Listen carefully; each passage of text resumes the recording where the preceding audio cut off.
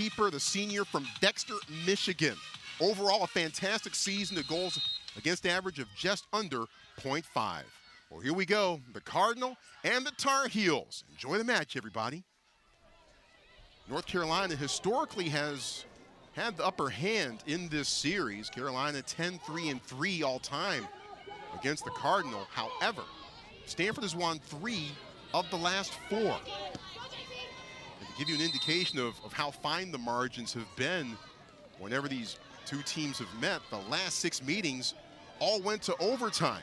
Now, that's not a possibility this time around because overtime was taken off the rule books a couple years ago, but still gives you an indication of just how fine the margins are whenever these two teams play. Here's Maddie Darlene, her first touch of the day. Linda Allmark outside, at the top of the 18, finds Darlene, gets a little bit of room, right foot, strikes it right to Haley Craig. That's a good look there. Darlene getting herself on the ball early, the junior from Minnesota. She missed some time earlier this year for World Cup, and she's back, and I think it'll probably feel really good for Carolina to have those fresh legs out there. You and I talked to Paul Radcliffe in preparation for today's match, and he said, when we play a top opponent, the first 5 minutes are crucial. They were certainly crucial in the wrong way against Duke on Thursday. He's hoping for Stanford to set a much better tone here against Carolina this afternoon. Yeah, before that Duke game, Stanford had allowed the first goal in only 3 out of their 14 matches, and that says quite a lot. They'd really won every game against their opponent in those first 10 of the first half and the first 10 of the second half. You mentioned that's really where they lost it against Duke. So it's really not just setting the standard on defense in terms of who scores the first goal, but on offense, can Stanford capitalize?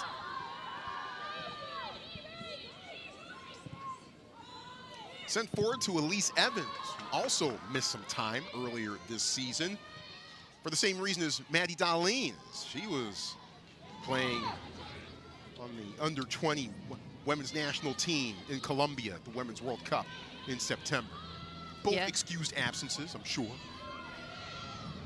They'll know each other well, plenty of training sessions. That team won bronze. Both of those players got plenty of crucial minutes in all of those games and carried a bronze home to their team. But we talk about how small the soccer world is. A lot of these players definitely know each other, not just obviously because of previous matchups. Actually, when we spoke to head coach, new interim head coach, Damon Nahas, he said actually barely any of these UNC players had played against Stanford. Sember tries to center, instead it's sent out. Elise Evans in the area. North Carolina down a player right now due to international play. A terrific freshman back, Trinity Armstrong, who's currently with the U.S. under-17 national team. Very rare that you have a collegiate player spending time with the under-17 national team, but she's at the FIFA World Cup right now in the Dominican Republic. Could be out up into early November. So that changes some things on the North Carolina back line.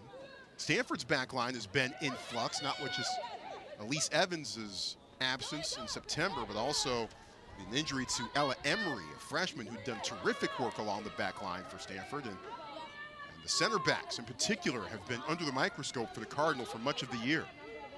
Yeah, it's been a rotating cast, and I think this is a really important point to talk about for the Stanford Cardinal. And I mean, there's so many reasons for it, but a lot of it is because we knew Elise Evans was going to go, and so did Paul Radcliffe. So to really shore that up, he started Elise Evans next to Jasmine Ike, so that when Evans went to the World Cup, Jasmine Ike could really hold down that back line. It didn't feel like there was entirely a new pair of center backs, and Ike played alongside freshman Ella Emery for a while.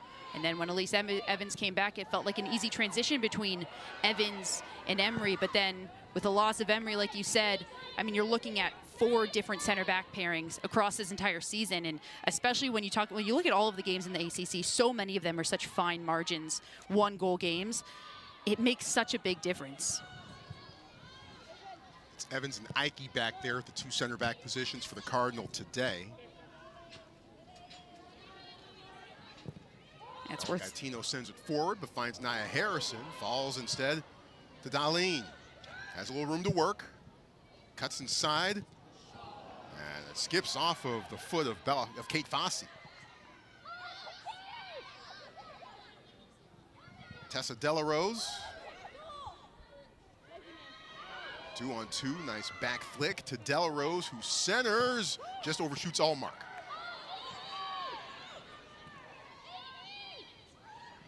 The guy helps the Heels hang on to it. Instead, it's won back by the Cardinal. Stanford heading forward, hunting for goals. Kitahata's a good place to start. Explodes towards the touchline, centers, but caught by Gagne. And just to finish on the Stanford center backs, I feel like part of why this is so important to talk about is because we mentioned Stanford having a tough time putting multiple goals in the back of the net. They're averaging about 1.5 goals per game right now. And when you talk about the fine margins, that's just simply sometimes not enough to win. And Jasmine Ike was midfielder of the year last year, and you look at her goal tallies, 11 goals on the season. She was one of the 2 top contributors last year, and she's such a great player. I mean, Paul Ratcliffe wants to have her everywhere on the field. He said, I wish I could clone her and play 11 of her. And for her to be such a team player, to play in that back line, it still is missing some goal production now for Stanford. Eleanor Klinger sent it forward, but just beyond and right into the waiting arms of Gagne.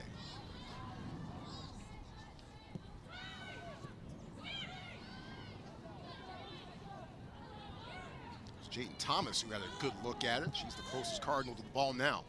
Thomas, freshman from Dallas. Stanford's had a bit of a youth movement itself this season.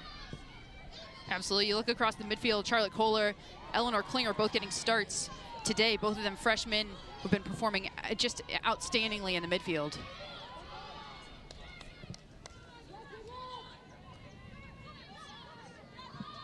Thomas getting her 6th start of the season. Klinger's been in the mix for much of the year. Heels play it towards the far side. Won back by the Cardinal. Chipped away deftly, but hanging on to it. Centered to Harvey. Harvey tried to skip it forward. Not sure if she had the right body position to maybe uncork a shot. Klinger in the corner. And runs out of room. And that's good work there from the Stanford Cardinal. I would have liked to see them, you know, get a shot off. When you're working the ball around the 18, what you want is to make sure you can get that shot off. That's a good, good defense there from the Tar Heels to just force Stanford wide. That's what you want to do when that ball's at the top of the 18. But Stanford getting dangerous players in dangerous positions. That was Shea Harvey, who had the singular goal for Stanford in the Duke game on Thursday at the top of the box, and she opts to just try to touch that to Klinger. Not a bad idea. I would love to see her try to go 1v1 and get that shot off, though. Harvey flicks it forward. Thomas on a sprint. And he beats her to the ball. A bit more of the action now starting to take place on this end of the pitch.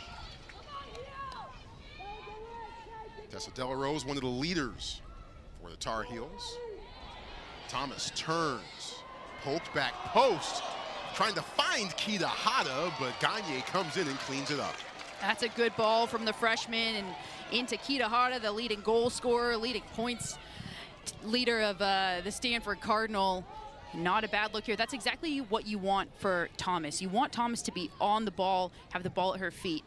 Against Duke, they were sending her long, making her chase the ball. She's best when she's got the ball at her feet back to goal. Here comes Darlene. One-on-one. Now reinforcements arrive. Back December. And the guy had it for a moment. The guy, a grad transfer from Princeton. She's originally from Herndon, Virginia. Inside the 18 to Ike. Clears it.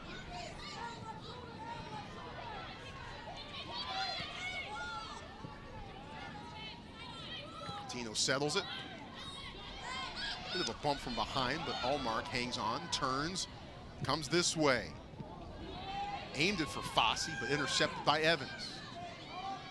Cool, calm composure by Elise Evans. Really evident from day one since she stepped on the farm. Junior from Redwood City, just up the road.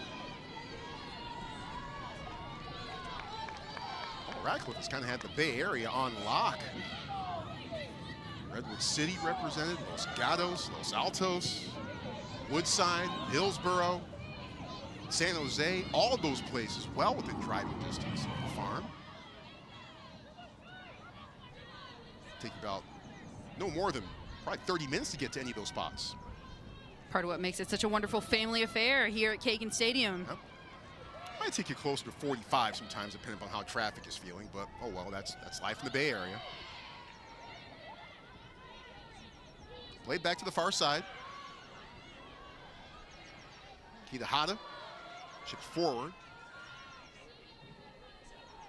Down to Avon Alvarez, who is being tasked with helping to hold things down in the back line with Trinity Armstrong, playing internationally. Quick throw in. Klinger turning on the Jets, trying to get there first, but Emerson Elgin, a redshirt junior from Franklin Lakes, New Jersey. Tar Heels a bit banged up and not exactly the deepest squad right now. They only played 3 players off their bench in Berkeley on Thursday. Miscommunication. Sember played back towards midfield while that ball rolled right to where Sember had been. Yeah, you mentioned that with the double weekends when you're playing Thursday and then Sunday, to only play 3 subs and then to start a very similar, if not the same starting lineup, you're looking at some tired legs, especially when you're getting this deep into the season. Stanford, on the other hand, played more subs than that and actually got a lot of their starters some significant rest towards the end of the game when it was already about 4-1. Maybe one of the few bright spots for Stanford on Thursday. Absolutely. Nia Harrison, who's on the ball wreck. Actually, one of them only played about 40 minutes in that game. She'll have fresh legs to deal with that speed up top for the Tar Heels. Oh, by the way, for Carolina, playing 2 top 20 teams in back-to-back matches, 3 days apart, on the road. Not easy.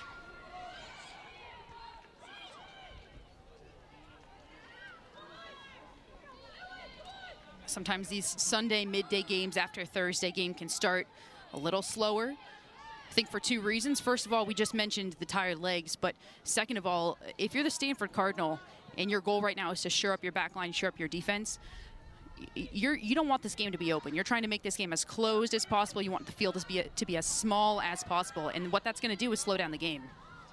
Allmark turns, has a little bit of room to work before Ike closes a bit. Gets a little help from Lizzie Boma, the freshman from San Diego. Lizzie Boma is having such an outstanding season. She's essentially just played her way into this starting lineup, and she's not just good defensively, but when she gets on the ball, when the ball's at her feet and she's dribbling at defenders, she can really run that sideline and run that wing like a left winger.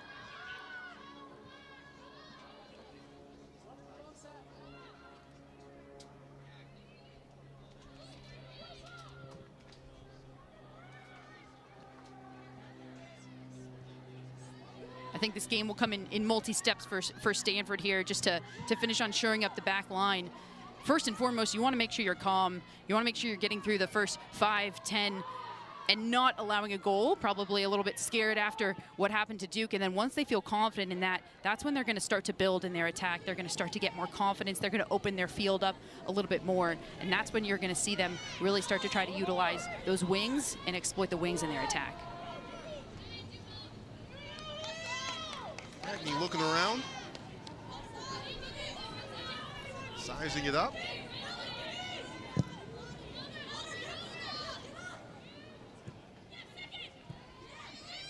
Harvey in the middle.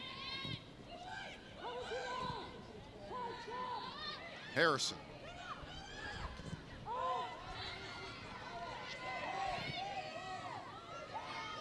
Far side, Boama. In Thomas's direction, but instead it's intercepted by the Tar Heels. Yeah, not a bad idea, just trying to skip too many lines there. Sember.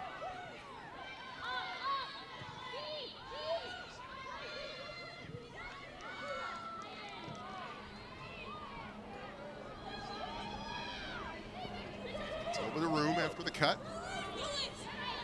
Fossey now out for the far side. Tar Heels being patient, moving the ball. There's Darlene, junior from Edina, Minnesota. Well decorated throughout her soccer career. Also had a great track career in the Landed 10,000 legs. That ball just overshot. Balls to Haley Craig. 15 minutes in, and neither team really with what I would call a dangerous opportunity. Both keepers have had to touch the ball, either with hands or feet, but neither team really with too much of a dangerous opportunity. And in this game, it's just going to build. You can already tell these teams trying to figure each other out, trying to figure out where you can play the ball into space. Where is that space?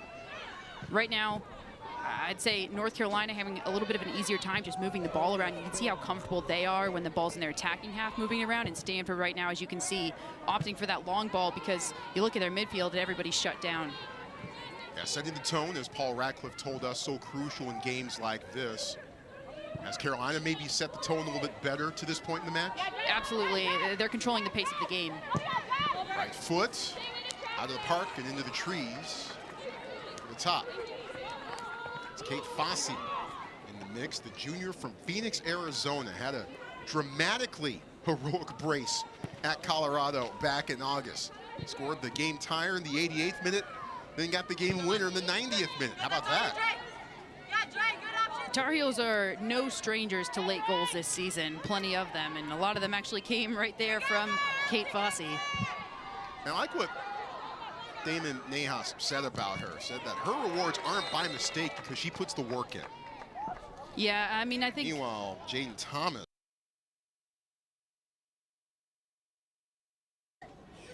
trying to gather herself a little bit. As we take another look.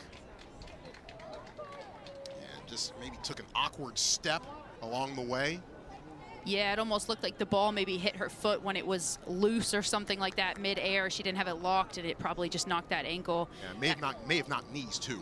Yeah, that's the kind of thing that can hurt a lot more than you think, and not good for the Stanford Cardinal to see her still down on the ground. We mentioned how big she's been as a freshman up top, and especially in a game like this, we just talked about how the Tar Heels are controlling the pace of the game right now. And to control the pace of the game against the North Carolina Tar Heels, you actually need a forward up top like Thomas, who can hold the ball at her feet, who can sit there with the ball, allow the rest of the team to come and join her, and then play and help distribute.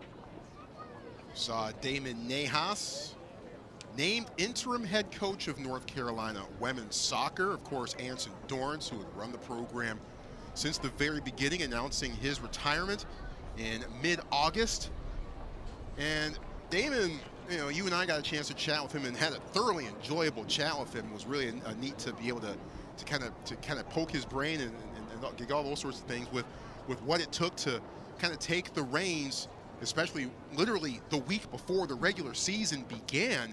He found out that he was going to be running the program for the upcoming season on a Thursday. They didn't announce it to the team until Sunday. Then they left for Colorado to begin their season on Wednesday. And he said, look, it's not about me, it's about the task at hand. And he said, look, highlight the young ladies on this team because those are the ones who are setting the table for the future of this program. Yeah, and as we see, Jaden Thomas is being helped off the field slowly. I mean, a tall task for Damon Nahas. Good news is that this is his 9th season with the team overall. He mentioned he'd been doing a lot of things, running training. It wasn't a huge adjustment. Of course, when a head coach like that leaves, it has to be some sort of an adjustment. But when he took over, he said for his day-to-day really didn't change all that much. And the good news is it didn't change too much for the players either. Thomas being helped off, you see Marin Wolf, a sophomore from San Diego, placing her in the match. Wolf with 2 goals so far this season, including a tally in Raleigh. That almost rhymes. A goal at NC State last month. Yeah, and this is a good move, sophomore, but honestly, she plays like she's a senior. She plays like she's got so much experience. She started the first 5 games of the season and then had one more start against North Carolina State. She plays very similarly to Jaden Thomas, and I think she'll inject some good energy into this squad here.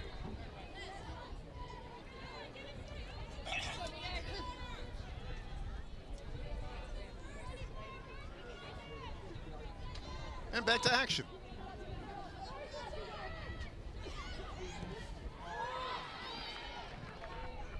Evans, a little bit of pressure by Fosse. Klinger turns. all of a sudden, a bunch of powder blue jerseys just swarm. Harvey throwing it in. For Klinger in the corner, but Melrose beats her to the ball. Tar Heels a bit banged up themselves. Allmark hurt her ankle at Cal, gutted through it. Olivia Thomas, a fantastic weapon for the Tar Heels, just played her first game on Thursday after missing 8 matches. She's on restricted minutes. Emerson Elgin has missed a game along the way. So not a deep team, and they're not at 100% right now health-wise. Then again, part of you says, hey, it's mid-October. Who is? Especially with how the college soccer schedule is structured. Yeah, unfortunately, the name of the game is just to get through the season with as few injuries as possible. You can't really get through without any, but nice to see Olivia Thomas get those limited minutes, like you said, against Cal. Hope to see her today. She's just a goal-scoring threat if I ever saw one. 3 goals. She either scored or assisted in 3 out of 5 games to start the season before getting injured. They said she's not at full strength right now, but she wants to gut it out and she wants to be on the field. And talking to so many different head coaches over the years, that one was centered front post to Fossey, but she doesn't have a chance to really get off a shot. Talking to so many different head coaches in this sport over the years, they all say just because based on how the schedule is structured, you're playing 2 games per week generally, and now you throw in longer playing flights into the mix. You know, even before all of this, the regular season wasn't necessarily about tactics or anything like that. It was just more about maintenance and making sure that everyone's bodies were okay and good to go for the 1 or 2 games ahead the following week. I'm sure that's even more the case now.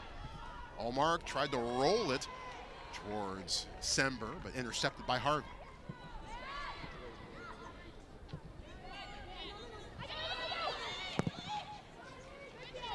Craig, a high spinner, aimed for Kitahata.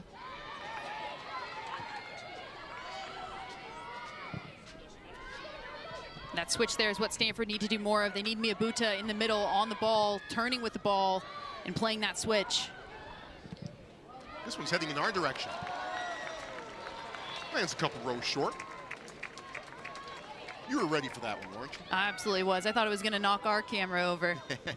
I was ready to get up and save the day. Save the equipment.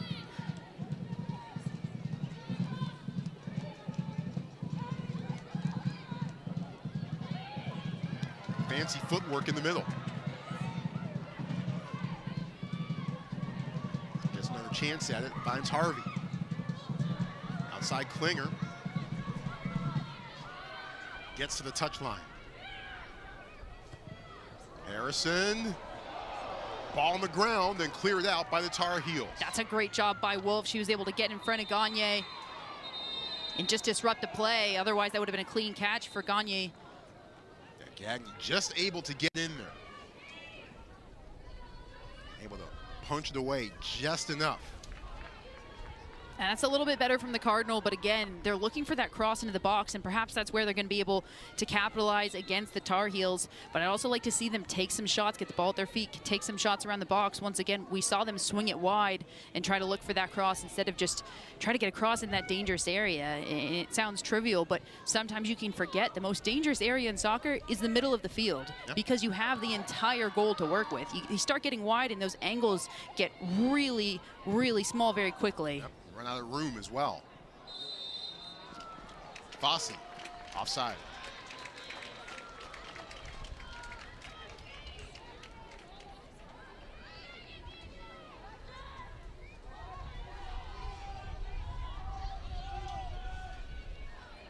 This game certainly does of a game like it's a playoff. Neither team really wanting to concede first. It seems like everybody's first priority is to make sure that there's not a goal against. It's not necessarily that your first priority is to score. That's what big games feel like, because you don't want to be the one to go down. You'd rather go into halftime 0-0 than down. Stanford and North Carolina, obviously no strangers, playing on big stages. Of course, North Carolina beating Stanford in 2009 in a national championship game. And who can forget that super dramatic result in San Jose, the 2019 national championship game, when Stanford won that one on penalty kicks. One of the all-time great matches in women's college soccer. A par for the course for this series. Yeah, you look at who was on the field. Naomi Gurma, Sophia Smith, Katarina Macario, and then on the Tar Heel side, Alessia Russo. A lot of women Moy, two English internationals who spend a lot of time playing in the WSL. If you don't know their name, that's why. But just incredible talent, incredible programs across the board here. Well, here comes Olivia Thomas. As mentioned, still working back from injury. And on restricted minutes, she played 32 minutes at Cal on Thursday, the sophomore from Michigan. Replacing McKenna Dominguez for the Tar Heels. So we are at the halfway point, just past the halfway point now of the first half. Great to have you with us here on ACC Network Extra. Troy Clarity, Sarah Ash, and you.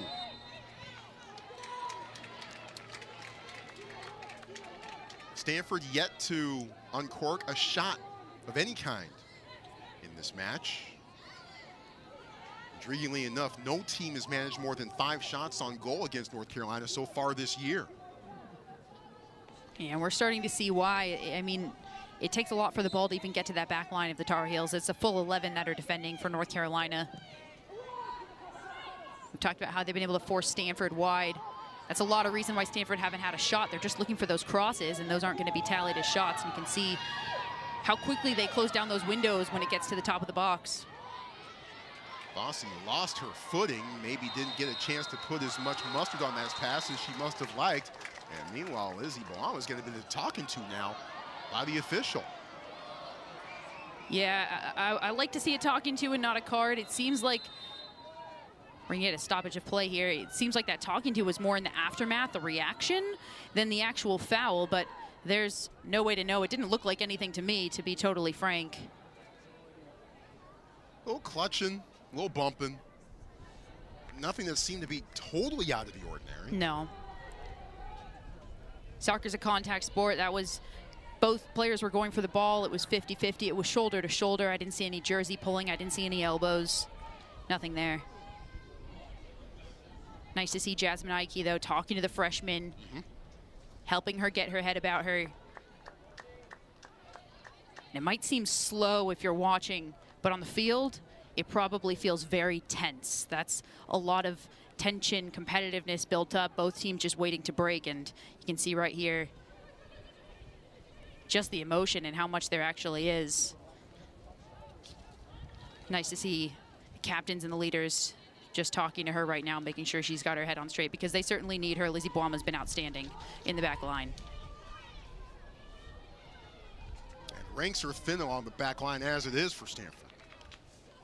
But again, just to come back to, I didn't see anything there. And it'll be Stanford ball, actually. There's Jasmine Ike, who has played on all levels except keeper so far this year. Ike was actually the Pac-12 midfielder of the year last year. He's already been named ACC Defensive Player of the Week, sharing the honors in mid-September. So she's played along the back line, where she is now, played midfield, which is probably her natural position, but has also played a lot up front so far this year, too. Yeah, you have to have such a high soccer IQ to be able to do that, to be able to move between lines, and not only that, move between lines at this level, not just game to game, but within a certain game. She's played all 3. Such a high soccer IQ. Her and Elise Evans back there just really conduct play. They're the quarterbacks of this team. Well, there's a young lady that Paul Radcliffe has been quite high on so far this season. Mia Buddha, a sophomore from Pittsburgh, says that Paul Radcliffe says she's been a good ball winner this year, and then connects passes well after she wins balls. Those are 2 good characteristics to have, especially when they work in concert together. Thomas centers, and just off of Fossey's foot. Yeah, you see Haley Craig just calming everybody down. She's going to hold on to it, let everybody get up. You mentioned Mia Buddha, though, and those are, oh, we'll take a look at this again.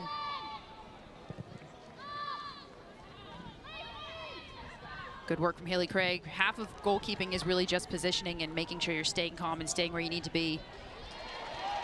Kitahara wins it. Each one. Can't beat the second. Even Alvarez, terrific work in shutting down that potential opportunity by Kitahara. Thomas finds another gear. Left foot, wide of the post. And remember, they said this is Olivia Thomas not at her finest. She's a little injured, and that's a bit of a scary thing to think about. Another Tar Heel down here. And this is well worth another look from Thomas. Yeah, just a bit of a miss hit.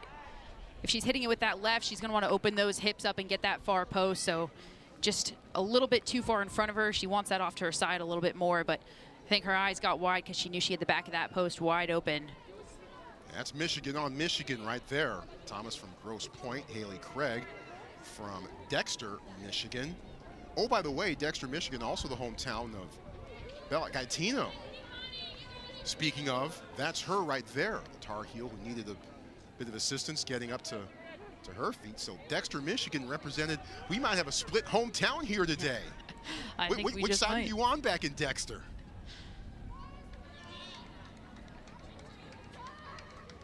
Bell scored in back-to-back games at Colorado and against Georgia earlier this year. I know. Walking off to the sideline. Meanwhile, substitution for Stanford. It's Kelly Pagador, senior from Roseville, California, one of the veterans of the squad. Good left foot for the senior. Yeah, Pagador actually co-captain with Andrea Kitahara, and of course, Elise Evans.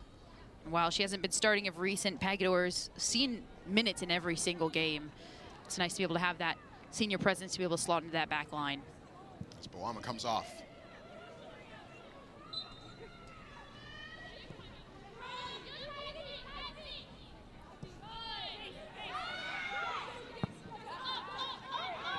Pagador almost immediately gets a touch.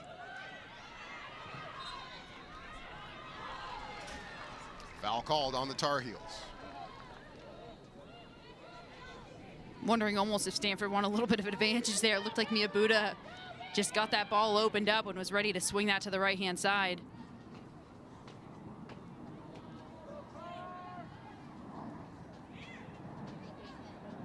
Ike directing the traffic.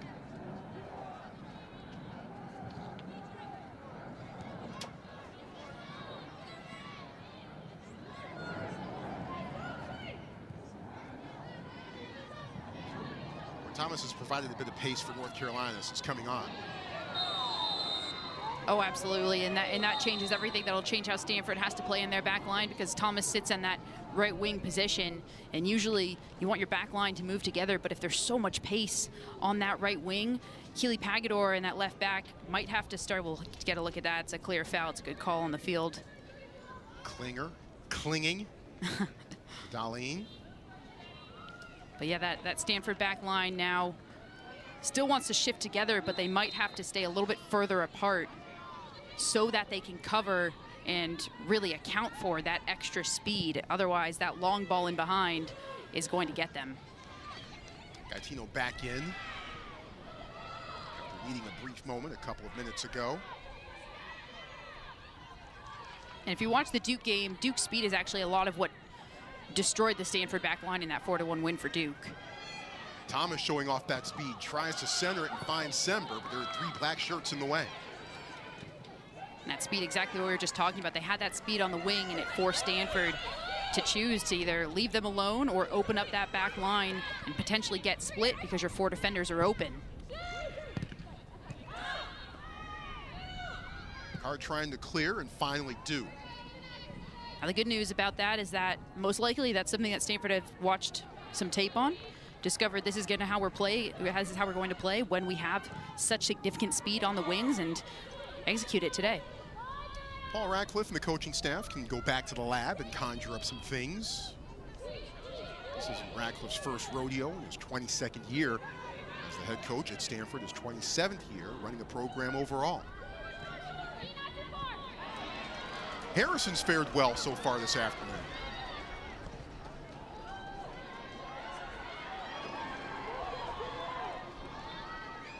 Weaving back towards the middle. Switching out to Klinger. Stops, assesses, gets a bit more room. Left foot, tried to aim it towards the front of the 6. Harvey trying to turn, can't quite do it. Pagador into the box, overshoots Kitahara, but the flick knocked away. Gagne covers it up. What an effort by Maren Wolf there. I don't even know how she got her foot on that. Her body was facing the wrong way. That's a beautiful ball in from Pagador. And you see how Wolf just gets that right foot extended, able to get the outside of her foot on it and flick it on. And just as good of a save from Gagne. Towards Wolf again. Wolf with the flag up. So Wolf just a step ahead. That's 2 great efforts in a row there from Maren Wolf. She's usually good with that ball at her feet, but right now she's showing that she just wants to run onto it. Here's that offside call, just ever so slightly. Wolf took a bit of a spill afterwards, after Gagne closed on the ball.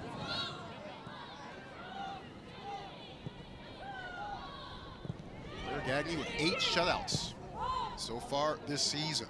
9 shutouts overall for the Tar Heels this year. Tops in the ACC.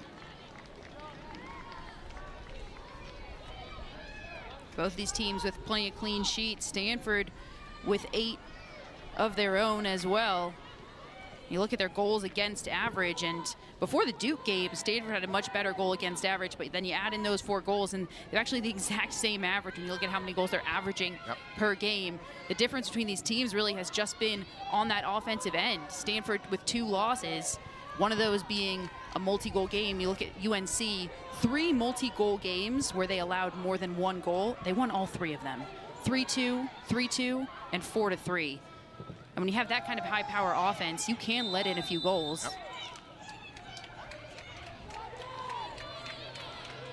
Foul called on North Carolina. 31st minute here from the farm. Both teams looking for the first goal of this match. It's been hard to find. Yeah, it's been hard to find a shot, period, or a shot on goal. I mean, North Carolina right now, 5 shots. Stanford just 1. But you look at shots on goal, Stanford with none, and North Carolina with just 1. Bit of a chess match here.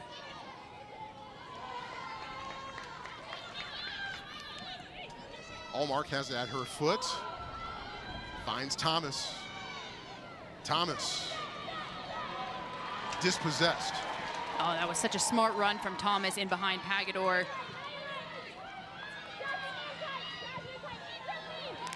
Just a miscommunication there. Yep, Darlene cut towards the goal. Sember sent it outwards. You see what kind of chaos Thomas can really cause. A lot of wingers would just run down the line and want that ball down the line. She instead cuts in, immediately eliminates Keely Pagador. And then when you have somebody of her caliber running full force at the middle of your defense, it can cause a lot of problems. Out of bounds, yep, before Harrison could get back to it. Yeah, I'd imagine some things go through your mind as a defender when you see Olivia Thomas steaming towards your way, full speed. Yeah, I mean, the thing with Thomas is that, I mean, she's so smart. You don't know if she's going to set herself up for a shot or if she's going to dump it off, find the open player. You have to play both of them. Throw in from Elgin. Able to get it back. Sember. That might have been deflected. Wolf closing quickly.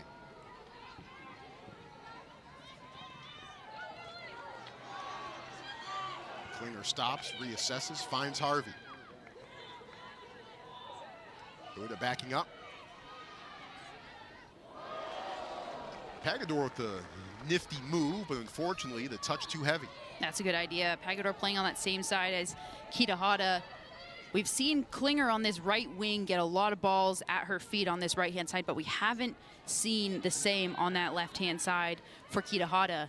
And you want to get that ball at her feet. She's top goal scorer on the team, and she makes magic happen when she's got the ball at her feet. So Stanford, I think what they need to do is, like to how they're getting Klinger on the ball, they need to try to get that ball at Kitahara's feet, even if that means pulling her back and giving it to her earlier on, since she's going to be closed down when they get into more of the attacking area. They've been trying to find her at times, especially early on. Not necessarily so much of late, as Wolf seems to be the focal point up front. And I think that's just a matter of when you've got the most goals on the team, you're going to be closed down. So you have to pull Kitahara back. So they're going to her earlier. Ideally, I'd like to see them work that ball around in the attacking half, find her feet in that attacking half after pulling UNC out of position.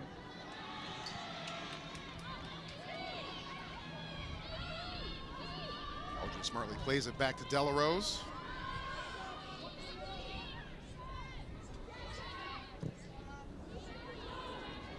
Our side, Thomas able to save it.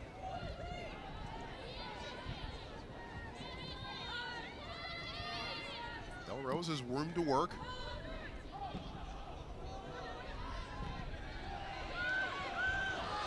Winger trying to get there. Elgin beats her to the ball.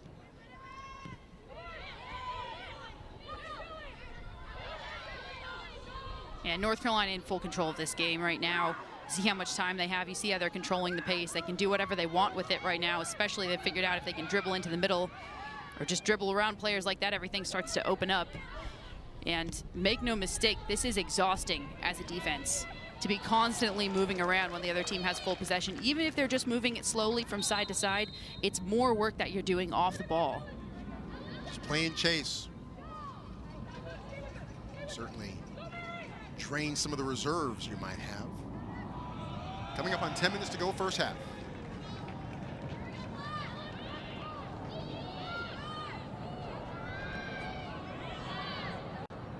Back to Gaetino. His mom, Catherine, played at Virginia Tech. Of course, her older sister, Eva, was two-time first-team All-American at Notre Dame. The payout was just there.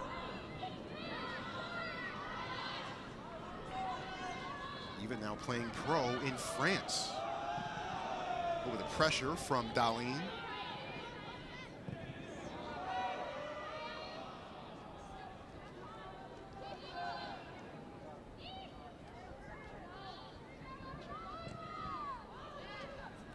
Towards Buddha, and a hard collision in the middle.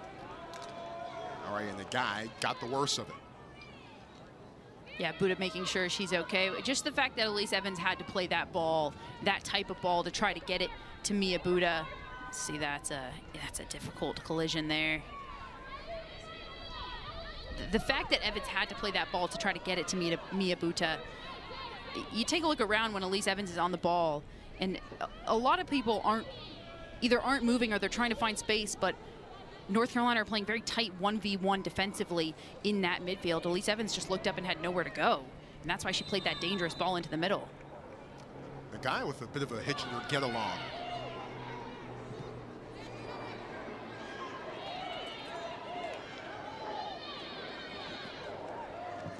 Left foot from Thomas, high and wide of the mark. Substitutions for both teams. Ashley Penny, one of the three players who came off the bench for North Carolina on Thursday, coming into the match.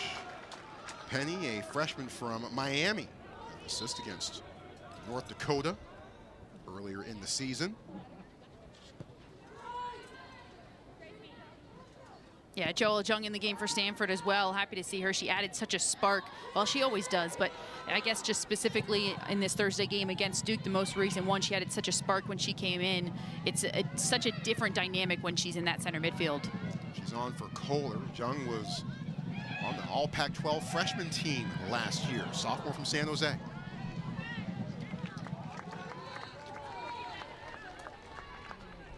Jung really good with the ball at her feet. Ideally, if she has the space, and that's a good move from Mia Buddha. That's such composure under pressure. I'd like to see Joel Jung start to dribble at North Carolina like they've been doing to Stanford. Buddha, the young lady from Pittsburgh. I'm sure that game a couple weeks ago against the Pitt Panthers here in this building may have meant a little extra to her. Switching to the near side, Klinger. a little bit of room. Rolls it across the top of the 18. Nobody there on the back post, but a shot on frame from long distance from Pagador. I like that. Covered up by Gagnon. Just taking that one touch from the senior there. Left back, but she's left-footed, and she just tries to rip that far post. Was Jung just trying to flick that on. Actually ends up falling better for Stanford, I think, than it would have if she had gotten that flick.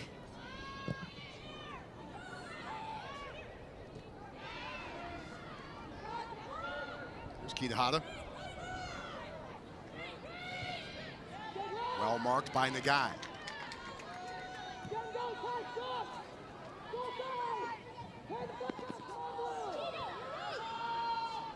Played ahead, Harvey. Back to Klinger. Klinger. Corner kick forthcoming, the first of the match. We're in the 40th minute.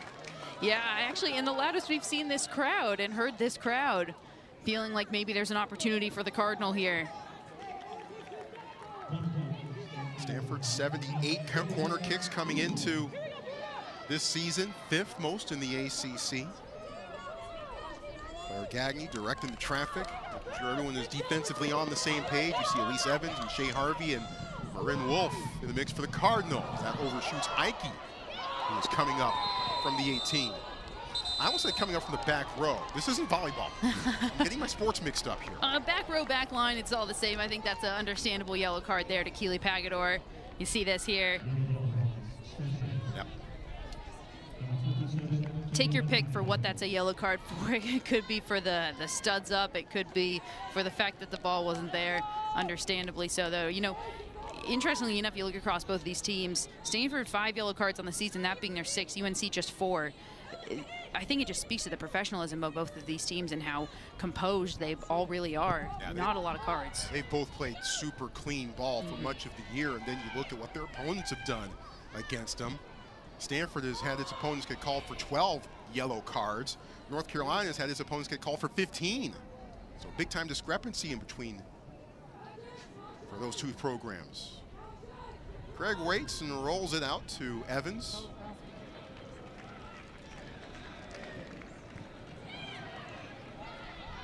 Evans' goal to play on the full national team. Continue what's been a pipeline of players from Stanford, the U.S. Women's National Team. Of course, Naomi Gurma, Tina Davidson, Sophia Smith. How'd those young ladies do in Paris over the summer? That seemed to work out all right. I'd say it worked out pretty well. I think their gold medals might speak for themselves. Might be conversation starters. Yeah. Very least. Elise Evans certainly on track for that. She started every single game that she's played in as a Stanford Cardinal. Just an incredible talent. Obviously, we mentioned she was just in Colombia for the U20 World Cup, where she played a key role on that team as well. Bright future ahead for her. Crucial stretch of ball here as we're inside the final minutes of the first half. That's partly what's so fun when you get a matchup between Stanford and North Carolina. It certainly does feel like you are seeing a lot of the future of the U.S. Women's National Team on this field right here in these 22 players.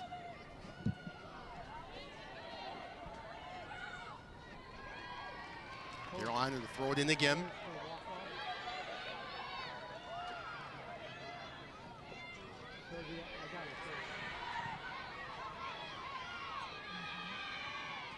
The guy still has it, and then gets fouled from behind, trying to shake loose. Just as we mentioned those yellow cards, I actually think that that one might be because Klinger stepped over her. It didn't look like it was malicious. It didn't like that it looked like it was a kind of an unsportsmanlike step over, but it might just be for that, because I'm looking at this right here, and there's not enough for a yellow card in that, so it has to be just that she stepped over. Well, they actually called it on Klinger.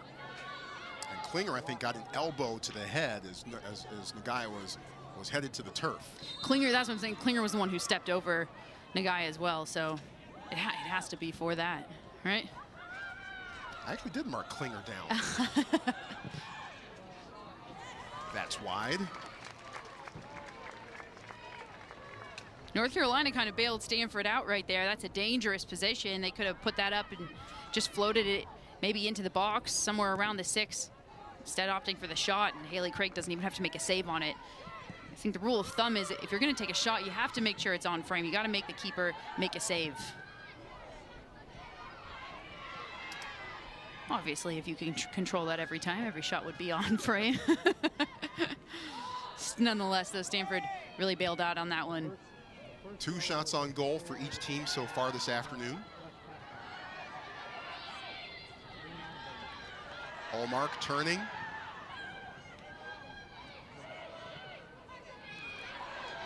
Bit too heavy on that pass. Wolf on a dead sprint. Gagne cleans it up.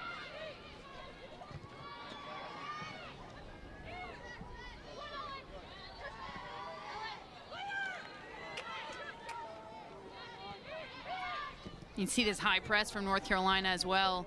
Good job from Stanford just to play quick one touch and work their way out of it. But you can see they're starting to get stuck on this right-hand side a little bit. Mia Buta, who's sitting in that center mid, wearing number 8, we've mentioned her name quite a few times. She's that focal point to try to switch the field. Left foot into the box. But nobody home for the Cardinal. Claire Gagne. Transferred from Brown. Started 23 in the cage last year. Brown Bears, I believe. I'm not exactly up on my Ivy League mascots. Columbia Lions, I believe. Harvard Crimson, Yale Bulldogs. After that, it starts to get a bit fuzzy. Fordham Rams.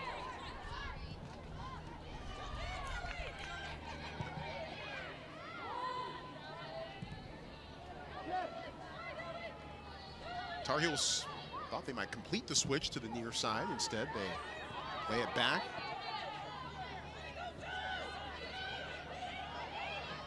Young in pursuit, and does get whistled for the foul. I do, again, I think we're, oh my goodness. I'm a little shocked.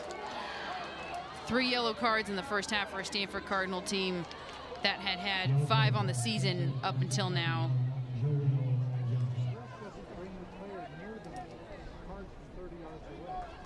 It's been a growing trend in the world of soccer that we're seeing more and more cards issued for what used to be just fouls or talking to, and I think that's a pretty prime example of a foul that absolutely should have been called a foul. It was from behind, she stopped the run of play. Sure. But was it yellow card worthy? It's hard to be a referee, so. It can be a thankless gig sometimes. We do appreciate what they do, however. 1 minute left to go, first half. Guy flicks it to Delarose. Through the wickets, Klinger, but the guy able to save it. The guy hits the deck once again, the foul on Klinger. The guy's gonna have some bumps and bruises. This is gonna be an uncomfortable flight for her back to RDU tonight. It certainly might be. The good news is a crowd that's been relatively quiet is now pretty rowdy and pretty loud. They're into this game. Whether they disagree with that call or not, they're still feeling like they're into this game. Crowd on hand here, definitely underneath us. Beside the call, and across the way, and even behind the net, off to our right. As you look at the crowd that's behind us, but they even opened up seating underneath. Oh, hey, you see us there too. First half in the books, and it's been a stalemate to this point in the match. North Carolina 0. Stanford 0. Tar Heels appear to have had the run of play, a couple of opportunities for Stanford, but no one able to find the back of the net to this point over Duke. Anything can happen in the ACC, and we talk about how both of these teams want to win. It's so important for Stanford to get a win to stay in that playoff race because they're at number 6, 6 out of 6 that make it. A point is better than no points. A point could be the difference here, especially you just mentioned Cal's beating Duke. Perhaps Duke starts to fall in the standings. You never know what could happen. 1 point could be a huge difference. So the biggest key here, I think, for both teams is just to make sure you do not concede. Stanford 0, North Carolina 0, but that is only the half of it. Stanford trying to strike quickly here to begin the second half. Klinger met immediately by Emerson Elgin. And North Carolina to throw it in. It looks like Keely Pagador starts at left back here, the senior who came on as a sub for Lizzie Boima, the freshman, when she exited. Not sure if she's hurt or if we'll see her again. Hopefully everything's okay. But Keely Pagador getting that start for the second half in that left back role. She played well in the first half. She brought that senior presence, minus the yellow card. And I think she'll bring more to the second half. She's bringing an energy that is needed right now for the Stanford Cardinal. Throwing on the far side, coming up for the Cardinal. There's Pagador to Wolf's foot.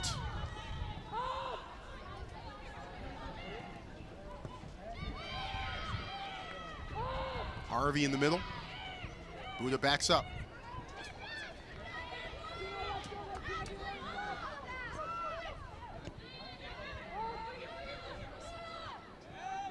You can see how UNC are just forcing Stanford back. Stanford doing a good job to just take what they're giving them. But a high press initially for UNC to start.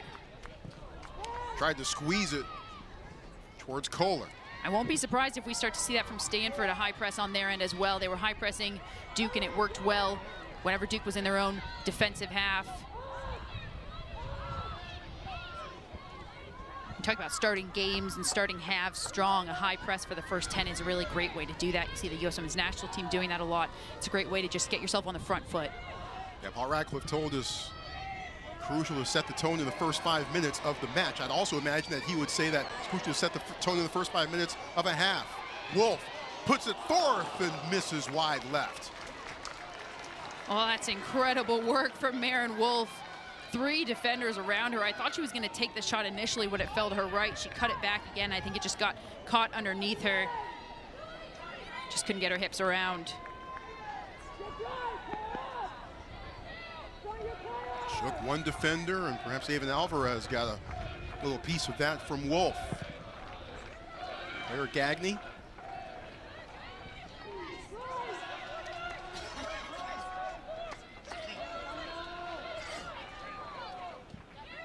Alvarez to throw it in. The guy gave herself maybe a little bit too much room, but is able to keep it.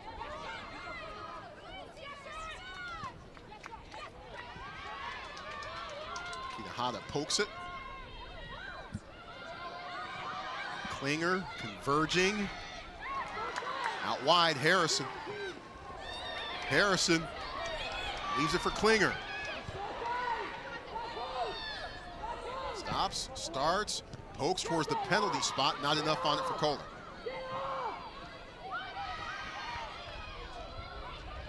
A little tentative it seemed there for Stanford on that opportunity. Yeah, absolutely, and I think that's a dangerous opportunity here. Yeah, trying to find Penny, as that was the only option, but Pagador were able to shut that down.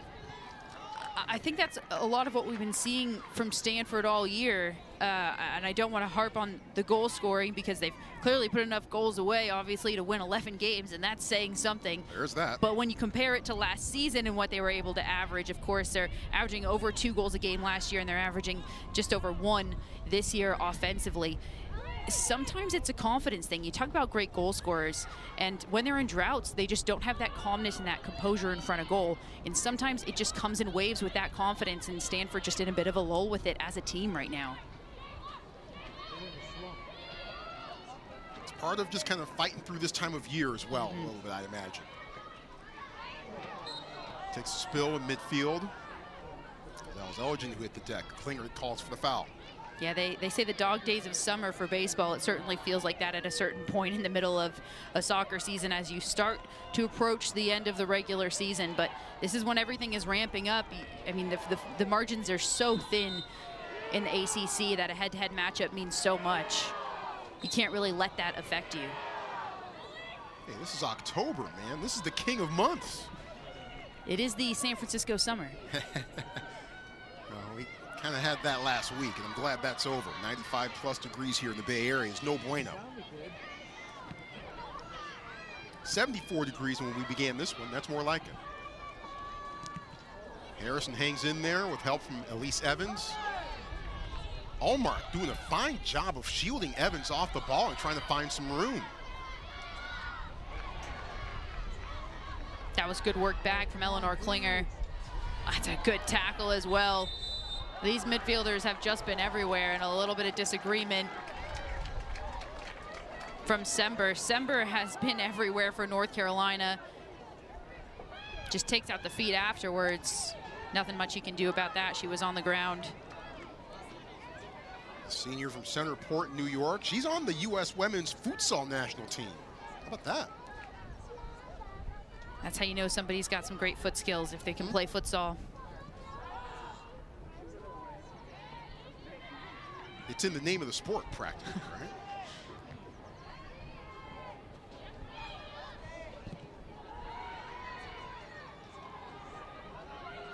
Klinger, not much room on the far side to work.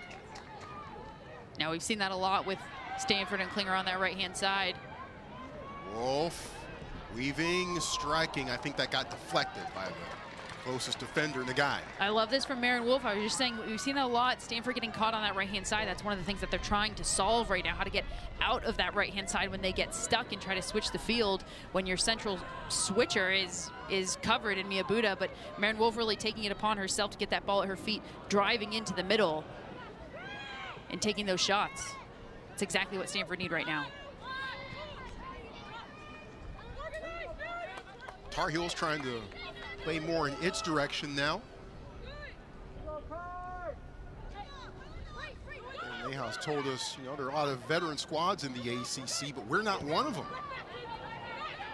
Bassi.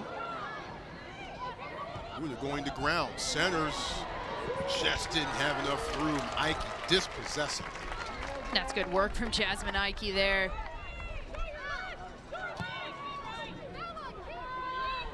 Ike lets it go.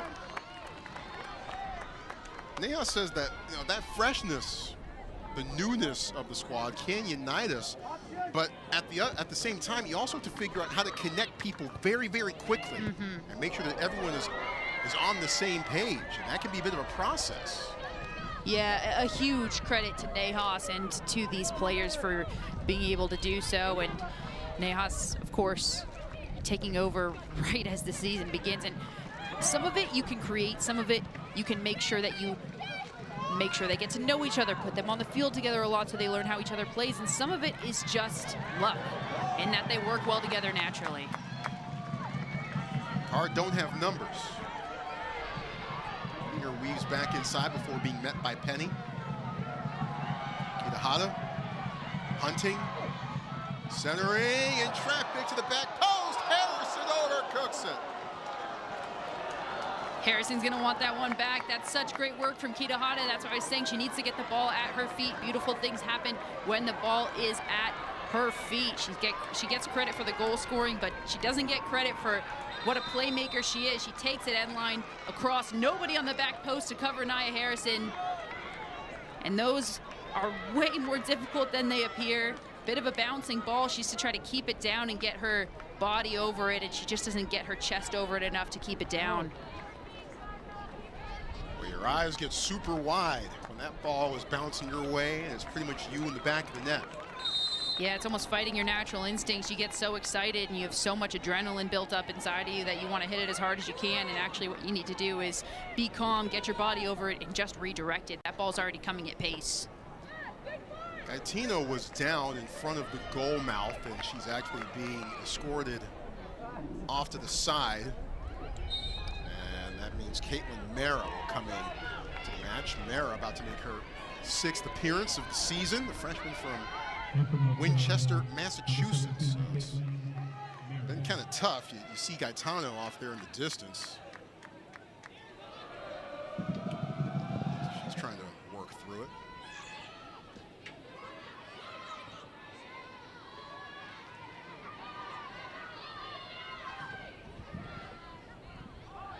Flick forward. Tar Heels. Strong strike, box. Buda got back there. Buda or Ike? Yeah, that was the slide in from Miyabuta. That's a great recovery run there from the center midfielder who has truly been everywhere. But Linda Olmark with great work there. There's a reason running at the defense has worked so well for UNC, and now Stanford is starting to do a little bit more of that. These defenses are just so smart. They move so well together that you're not going to move them out of position with passes. You have to dribble them out of position. First corner of the match for the Tar Heels. Haley Craig sizing it up. Off the top netting. Once again, Stanford kind of bailed out. A waste of a corner kick there for North Carolina. They will want that one back. Corner kicks come so few and far between, and they're such dangerous opportunities. Haley Craig actually not a lot to do so far in this half, or really even in this game. We haven't seen her just have to come up really big in net yet for the Cardinal. And on the other hand, we really had to see Gagne do so for the Tar Heels. 2 saves for each keeper so far.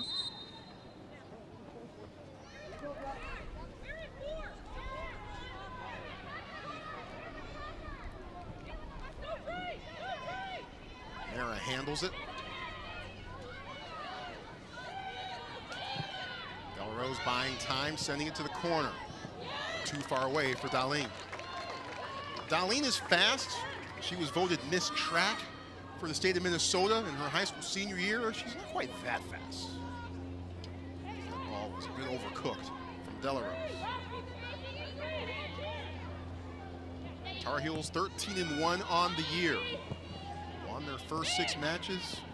Dropped a tough one at Duke, September the 5th. And in the win column ever since then. Whenever they've played in conference, they've been able to notch 3 points every time out. Yeah, that Duke game actually not a conference game. They'll play each other at the end of the season for their official ACC conference matchup. Halloween night at Dorrance Field. I'm told that Duke and North Carolina is a thing. Duke versus North Carolina is a thing. I've heard that too. I think it's maybe on par with Stanford Cal. Which is amazing because Olivia Migley, one of the young ladies for North Carolina, transferred from Duke. I didn't realize that was legal. Yeah, it's funny. Actually, we saw some UNC transfers on the Duke team, and with the transfer portal, I guess anything is possible. It's a new age of NCAA because 10 years ago, that never would have happened. Nope.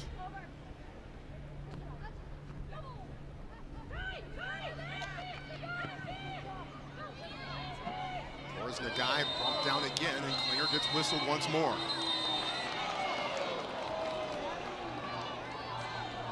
Klinger needs to be careful. She's on a yellow right now.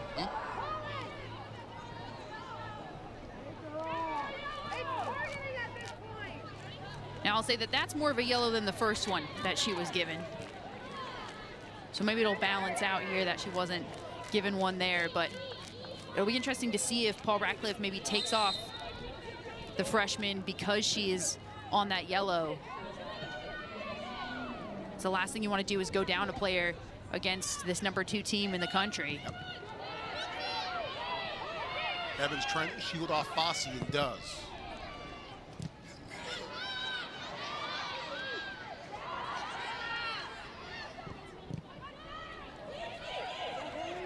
Jay Harvey recovering, smothered by Craig along the touchline. Craig making the play at about the point on the pitch where in 2018, Stanford and North Carolina met. The game went to overtime, and the great Katarina Macario took 2 Tar Heel defenders with her. 2 about that point on the touchline, and then somehow snuck it back to Madison Haley, who was on rushing and put it through for the golden goal in overtime. That back in 2018 when Carolina was last in this building. One of the many great plays that Katarina Macario had while she was here on the farm. Truly transcendent player.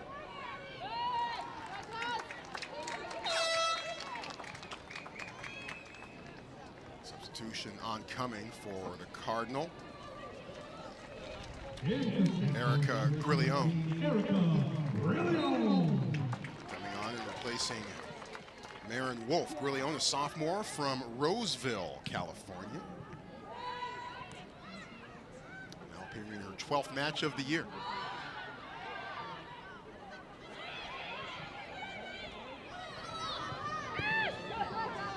Penny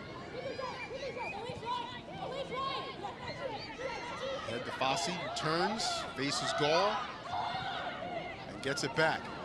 A bit more room to work. Right foot chip in traffic, knocked away by Evans.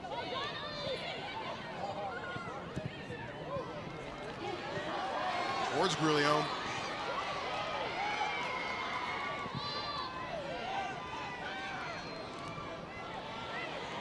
Tejada.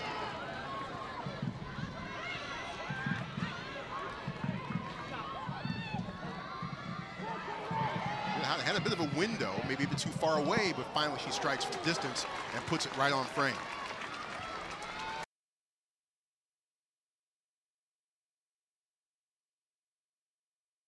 Line, cross it to Harrison, and then that where she cut in. I like that look for her. She's a little bit, she favors her left foot a little bit more, so a little bit uncomfortable for her to cut in and take that with her right. But I like that look for her. I mentioned dribbling at these defenses is the way to move them around. These defenses move too well in their shape to pass around them and to move them out of position with passing. Dribbling at that line is the way to move it around, so it's nice to see her doing so. Maybe a bit of a warm-up shot of sorts for Tejada? With Andrea Tejada, it has to be. You could say the same, of course, for some of these Tar Heels who've had some warm-up shots. So much power on this pitch, really, we could see a worldie at any moment. 60-plus minutes in, still scoreless between number 2 North Carolina and number 7 Stanford. Great to have you with us here on ACC Network Extra. You've picked a good one to watch. All it's been missing so far is scoring, which may or may not come. Who knows? Yeah, this is that game that the soccer nerds will love. It's tactical. It's a bit of a chess match. And there's some good bouts of possession on either side. Harrison hanging in there. Stanford the throw-in. Harvey takes over from Grillion. Kohler. Outside. Klinger stops. Finds Kohler again. When the guy's been all over the place for North Carolina. And a throw-in coming for the Cardinal. Absolutely, she has. Everywhere defensively and everywhere on the offense. You can see how well she works in those tight spaces when she's on the ball as well. And the guy has a degree already in computer science. She already actually had a job lined up, but went into the transfer portal at the end of last year, just in case. And North Carolina found her. So she said, you know what? I think I can play an extra year of college soccer for a little bit, take advantage of that. She's having a great year. This is one of the years that the stats aren't going to really indicate because she plays in that defensive center midfield, so you're not going to see her rack up the goals or the assists even, but when you see her play, you see just how key she is to this UNC offense and defense. She got the accolade for it, at least. Top Drawer Soccer midseason top 100 players. She ranked number 42 on it. There's a few all-Ivy League awards on her mantle. Tejada's won some awards in her career. She wins this ball. Double marked in the corner.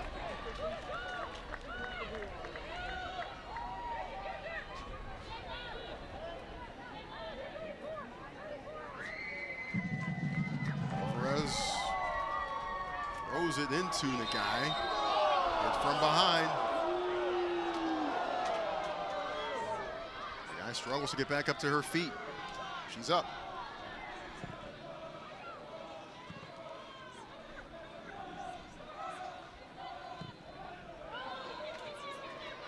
Fossey at top speed, gets there.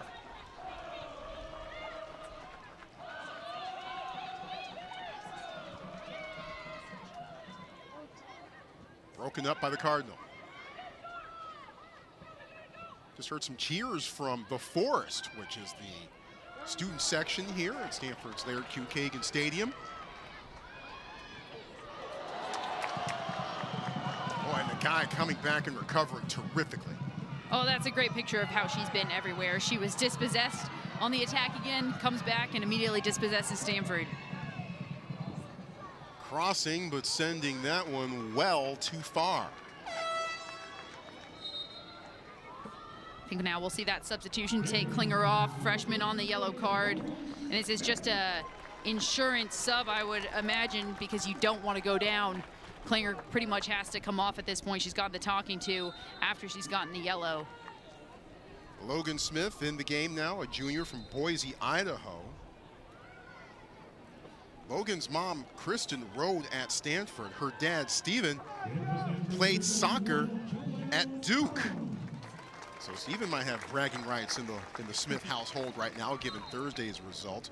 Other substitution with Joelle Jung coming in to replace Charlotte Kohler.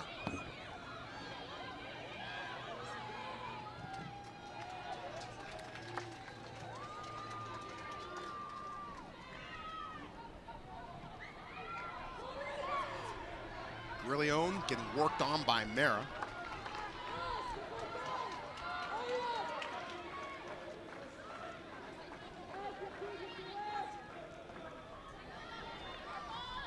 And North Carolina to throw it in.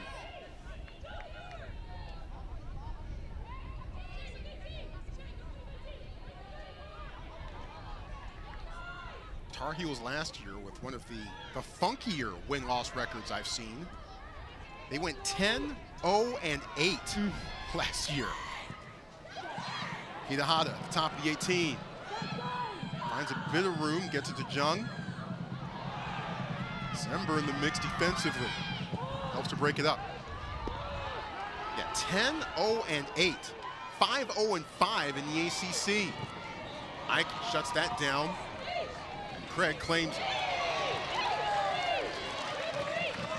Craig looking for a bit of help from the referee. And Harrison needing a moment. Another look. Just got crumpled up from behind.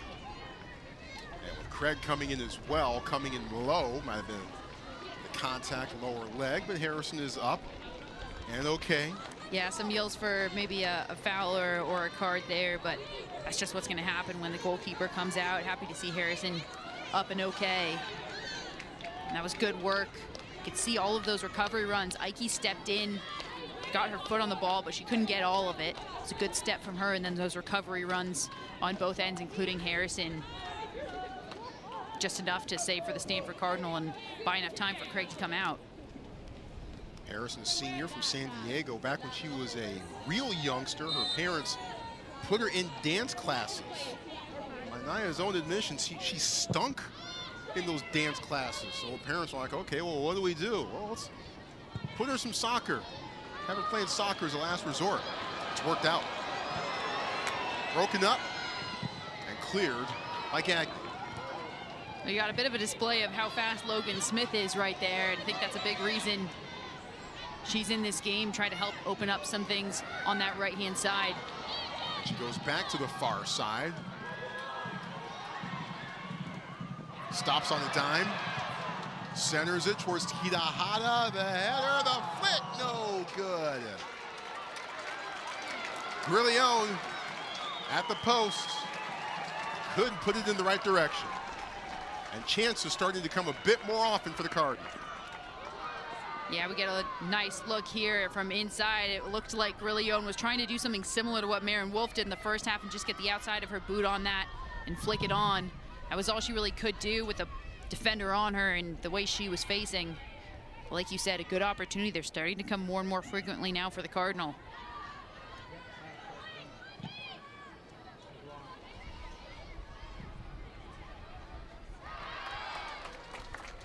Off the Tar Heels.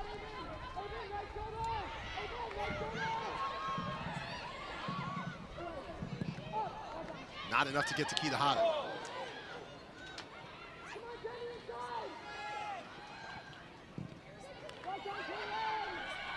Harrison again.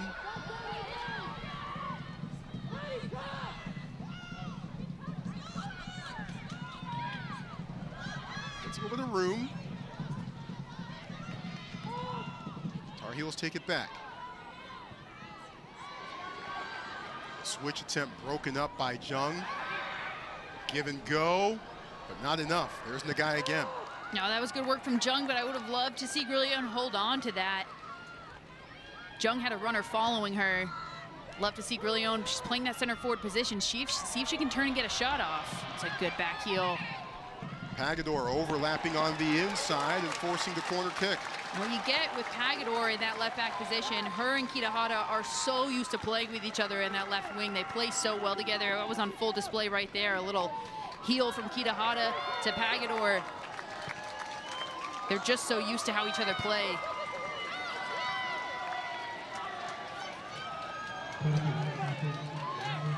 Corner kick number 2 for the Cardinal. Buda stands over it.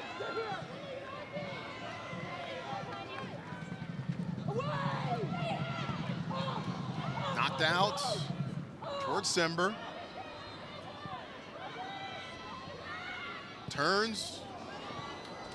That just veers off course. Well, Tar Heels were in full control of the first half, of the pace of the game, of really everything, and Stanford have come out, and it took them a moment, but they've grown into this second half in a big way, and especially things have really changed in that last 10 minutes that we've seen. Stanford looking like they have more energy and like they're in control and on top of this game. It's been 5 minutes in this attacking half for the Stanford Cardinal. Oh, perhaps sensing that Damon Nahas turning to Olivia Thomas, putting her back in the match along with McKenna Dominguez. And Darlene came off for North Carolina in that exchange. And we saw some things that Thomas can bring for the Carolina attack. She came on late in the first half. Yeah, absolutely. I mean, we mentioned she's on limited minutes because she's recovering from an injury, but what she could do in even those limited minutes is pretty scary. She's that type of player that when the ball is at her feet, you feel like anything can happen. She was causing a little havoc with that speed, and then she figured out that if she just dribbled into the middle of that Stanford back line, she can find an opening and get that shot off. Thomas coming in for Penny. Dominguez in for Darlene. Nice hit, out of bounds. Stanford to throw it in. There's Kate Fossey, who hasn't really had a whole lot of room so far today. A couple of shots, one on goal. Yeah, opportunities have just been few and far between, I think, really for both teams, obviously with the exception of Stanford's last 5 minutes. But Kate Fossey, she's been trying to find some openings for herself, but the fact that she's not playing on this right-hand side, like we're seeing Olivia Thomas being able to cut into the middle and create that space for herself that way. Fossey, on the other hand, she's playing up top. She knows that she's going to have either Evans or Ike or both on her at any given moment. There's just no space for her right now. Thomas versus Pagador. Centered, knocked out. Elise Evans on the spot. Elise Evans doing Elise Evans type things. Mom Dina played soccer and track and field here at Stanford. Her dad, Marlon, played football. There's a shot on goal by Craig. I remember watching Marlon Evans take a kickoff back against Oregon back in 1995. I'm old. Well, not only that, she's a 5th generation Stanford athlete. Yep. Not just her parents, but many generations before that. John tries to save it instead. North Carolina is able to hang on to it.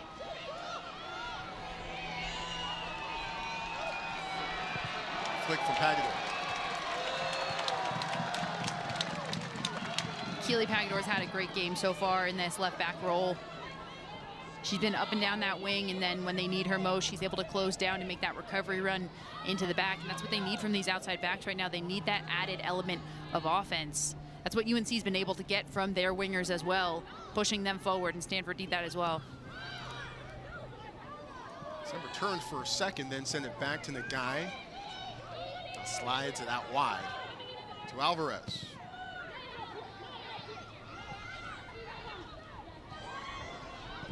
Nifty footwork by Sember.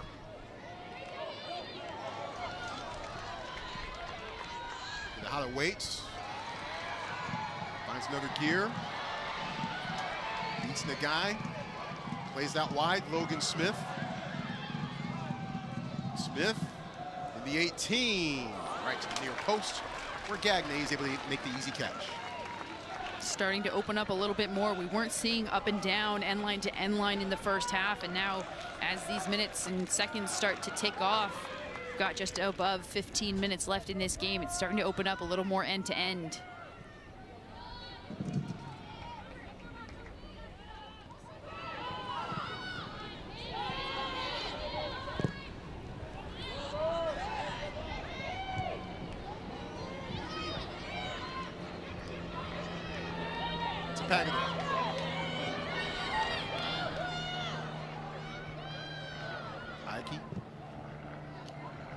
His direction.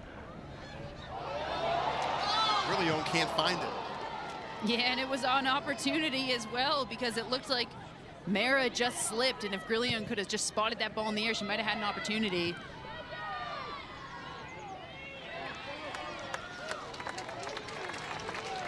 Well, if you've been watching North Carolina women's soccer for any degree of time, obviously it's probably might still be a little strange to see David Nahas on the bench and not see Anson Dorrance.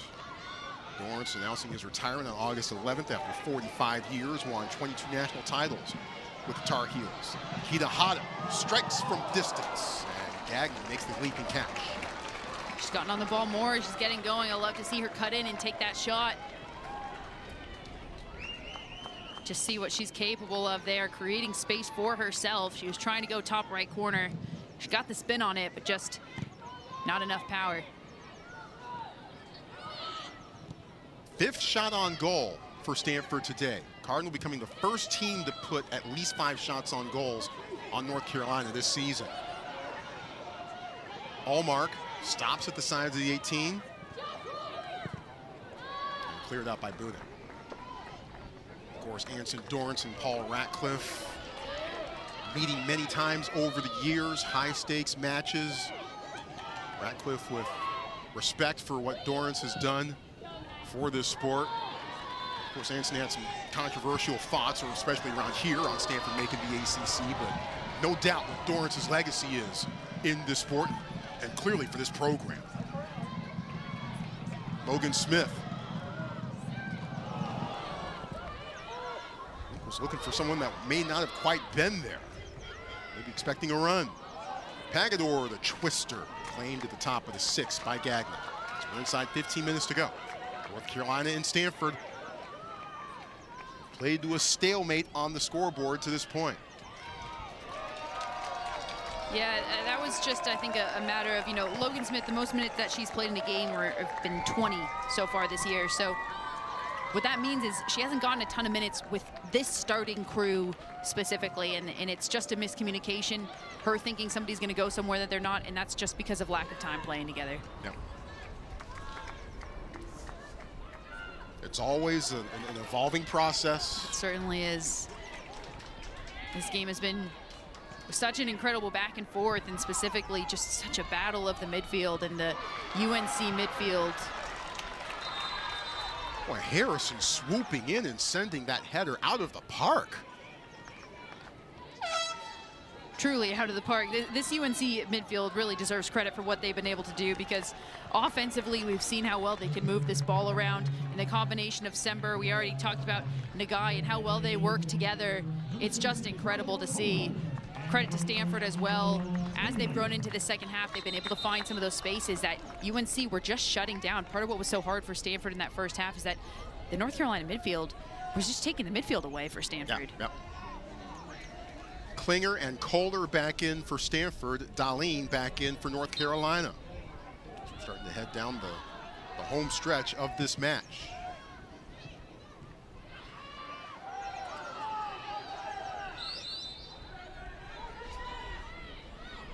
Nahas, the interim head coach with North Carolina,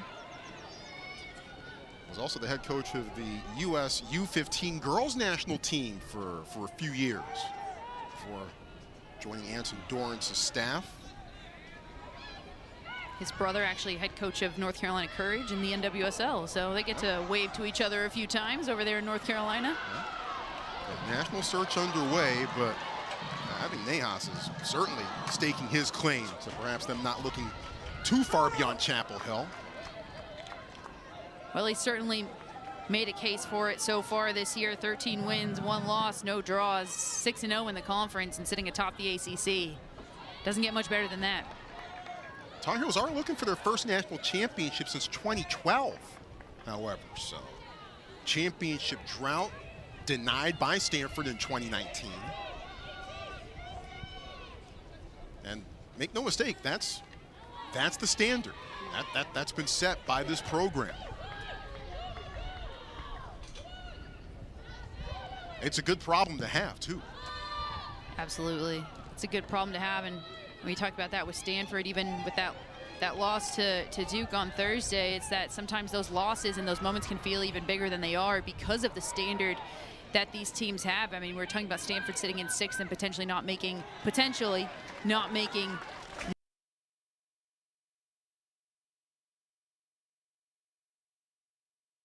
Cardinal fans and players and coaches alike. Stanford is still unbeaten in 48 of its last 51 matches. There's that. Klinger just beyond the far post. I don't think she was necessarily looking for the far post on a shot there. Zember took that one off her head. She's okay. Kitahara. Outside, Klinger chips it towards the penalty spot. Kitahara.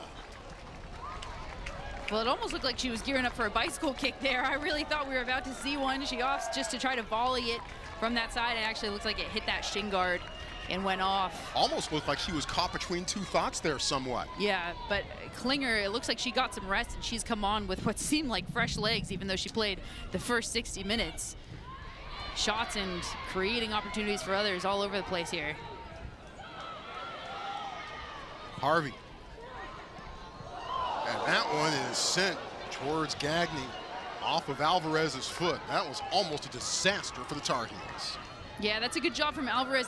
It's really hard when you're a defender and you're running back facing your own goal because there's not too much you can do. So she just sticks her boot out, tries to get her foot on the ball.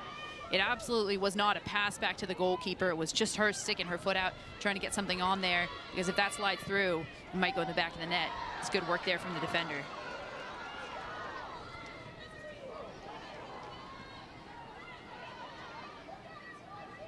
Less than 10 minutes to go.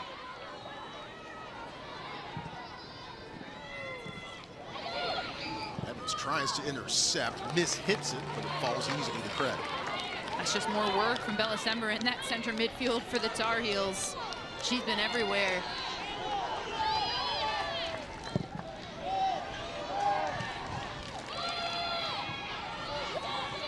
And you can see how open this game has become. The midfield previously just absolutely locked down. You could barely get a touch on the ball, and now wide open. Kitahara creates space. Bumping and jostling with Alvarez. The freshman Alvarez has had her hands full with Kitahara today, and she's done a great job.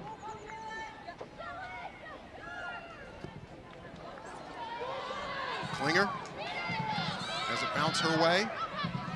Stops and starts. Spins towards Harvey.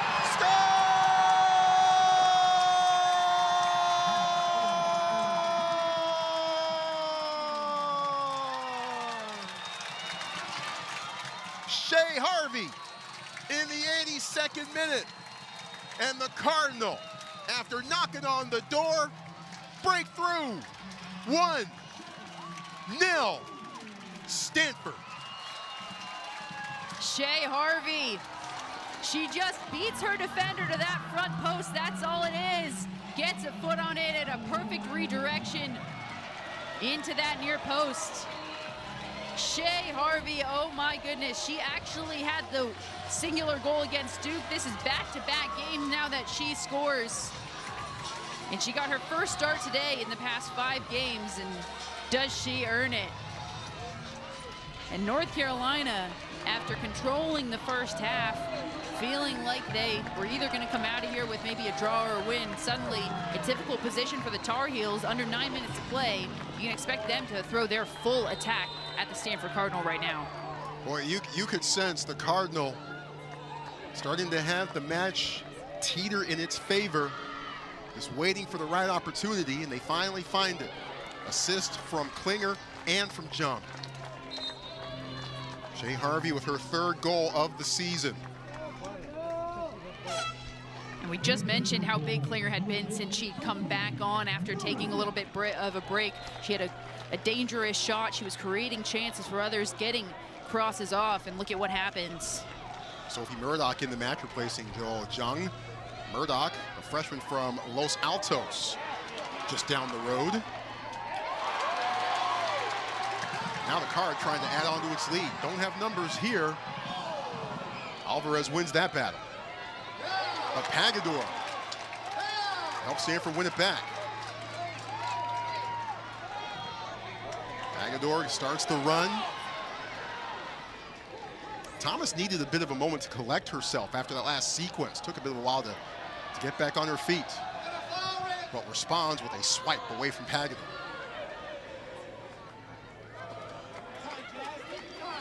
Well, what changes for Carolina here in your mind, Sarah?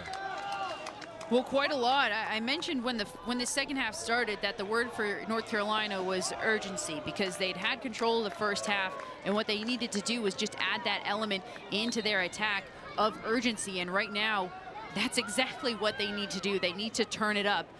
Nothing is going to change tactically. I don't think that they're going to change their formation or throw more players forward. But it is going to become a matter of we need to become more direct, and we need to go to goal. They've had great possession. They can pass the ball around as much as they want, but right now what they need to do is go direct.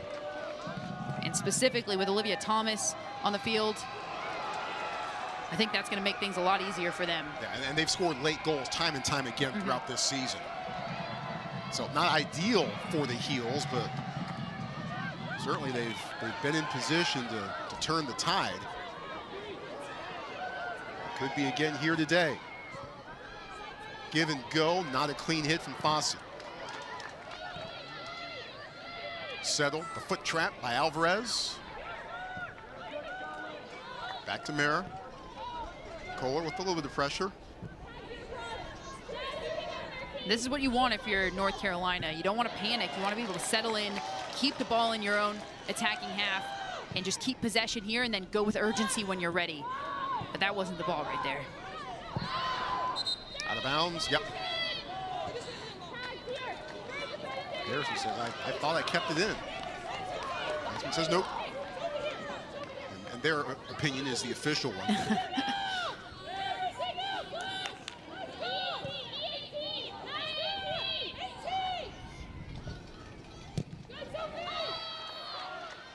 Cleared away. And that's just a little too calm for North Carolina. That's trying to go direct when you didn't need to. That way you can just swing it around and then go direct from the other side.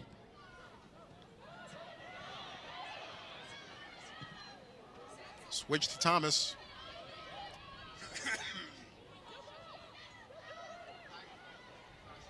Loses the defender. The shot blocked. Ike on the spot once again. And this could be a long 5 minutes for the Stanford Cardinal here. It looks like we might be set up for North Carolina to just keep this possession in this attacking half and start sending balls through. The thing about North Carolina, they want to take a shot on the ground. Thomas wants the ball at her feet. She wants to take a shot.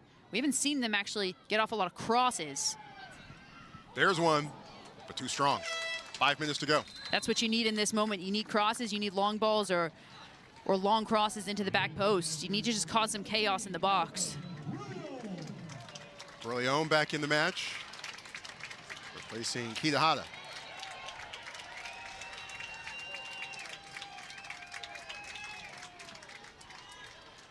Nice round of applause from the Stanford partisans here at Kagan Stadium, along with Kitahara's teammates as she comes off the pitch.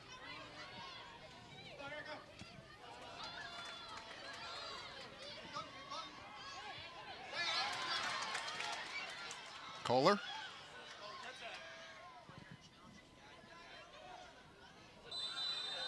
Sember takes a spill, and Buddha says, what did I do?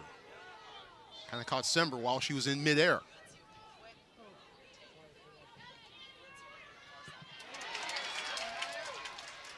Harrison wins the ball.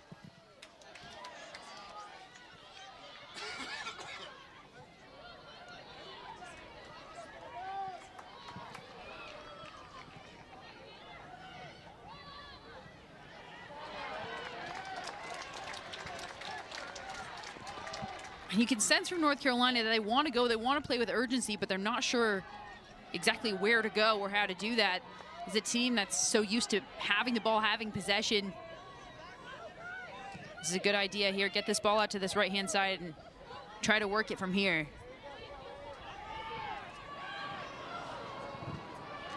Two black shirts converge on Thomas. Chipped forward. Mara plays it back to Gagne. North Carolina's 7-match win streak at stake right here today. Meanwhile, the Cardinal trying to earn a split on the weekend after getting boat raced by Duke, down 2-0, just 5 minutes into the match on Thursday night, and eventually succumbing 4-1. So this will be a bounce-back win for the Cardinal against a rival they faced many, many times before, the #2 team in the country in North Carolina. Ike, the chest trap.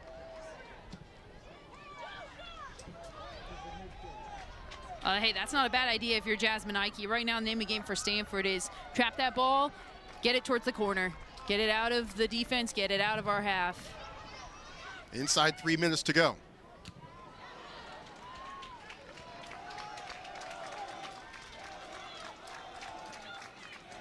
Shea Harvey's goal in the 82nd minute, as of right now, the difference.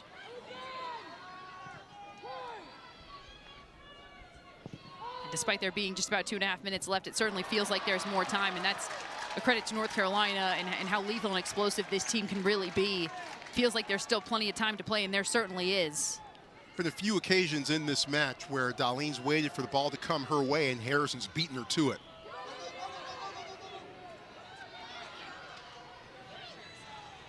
Alvarez clipped to the turf. She's still down. Play continues. Fossey. Blocked. And won back by Evans.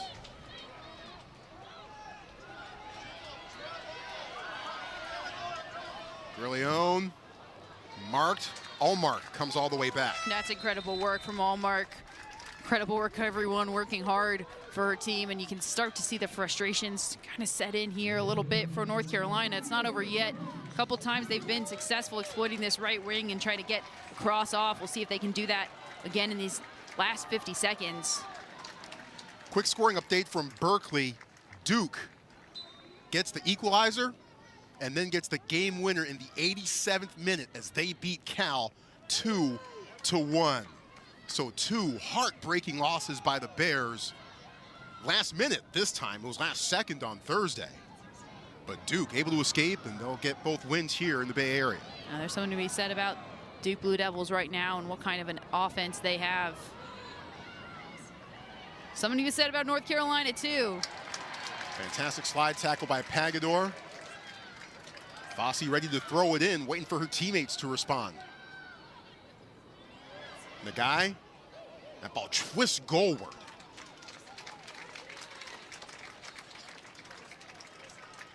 I think Nagai is still down, may have Nagai's down, taken but a hard one off her ankle. Don't seem to see the clock stopping. Now we will. Interesting. Allowed about 6-7 seconds run off the clock there, but I don't think it'll make a difference. Final minute.